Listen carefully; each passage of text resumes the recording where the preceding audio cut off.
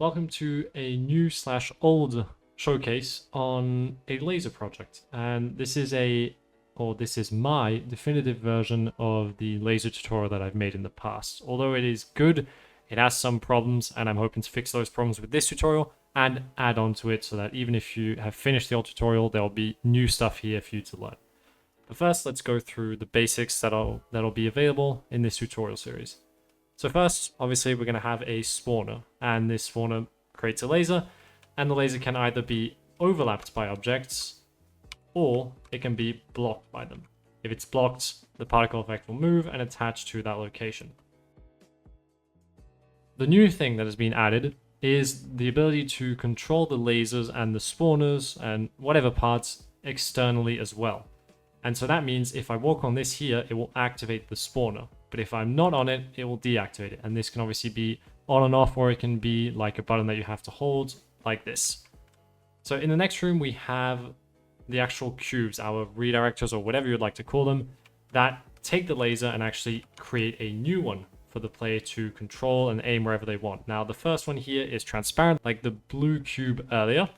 And this red one here does the same thing as the red one earlier, where it blocks, but also creates the laser.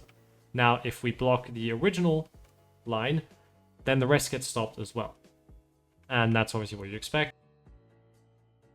Now here we have an infinite loop that we're going to be able to test, because in the previous one, it was a complete oversight in the previous one, or the previous tutorial, and I forgot to do this. So here we have an infinite loop, and Unreal is not crashing. It is working just fine. If we block this one, the rest keeps going because it's coming from the spawn, not here. And if we block the spawn, all four of them stop, even though technically it is a loop, but the loop is starting from this laser here. It can't exist without it. So there we go. Our infinite loop doesn't exist. Doesn't work. Now, next we have the ability to bounce the lasers off the wall.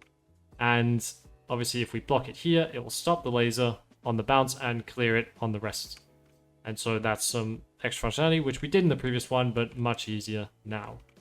Next is the opposite of the first room with the external interaction where we could activate our spawn. Now we're going to be able to activate a door with another target.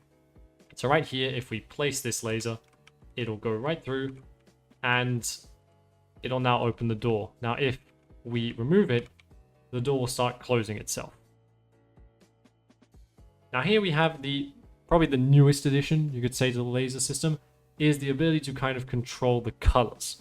Now we have two cubes here. The first one here takes in any color and will create the three nodes or the three new lasers that override kind of the color and say, well, hey, we wanted a blue, green, and red. And that's all it will do. No matter which laser it's hit, it'll do blue, green, and red.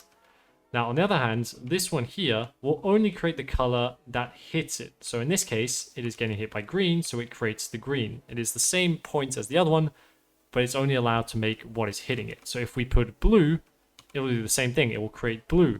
And it also has the ability to check if we hit two lasers to do green and blue at the same time. Now next we have the final room, which is just to showcase the fact that we can have multiple targets to activate a singular door. And right here, the same applies for this actual wall itself. Although these two lasers are hitting it, it has a condition that says it needs to be hit by three lasers to actually work. And so right here, if we remove this cube, the three lasers activate because they now have three hitting the bounce, so it can block. Now, on the other hand, if I block here, those three all deactivate because they're no longer being hit, and the door closes. Now, if we let them go again, it works just fine. So let's go through the door, and that does it for this showcase.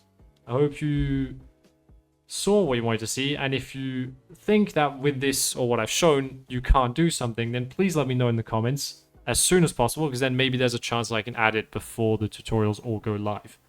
So thank you for watching. Thank you for everybody who supported me on Patreon the last month, and if ever you want project files for any of the tutorials on the channel, you can check out the Patreon. This one for this series will be out on the last video comes out, which should be in 3 weeks or so. Thank you for watching, and I will see you in the next part, or the first part in this case. Goodbye.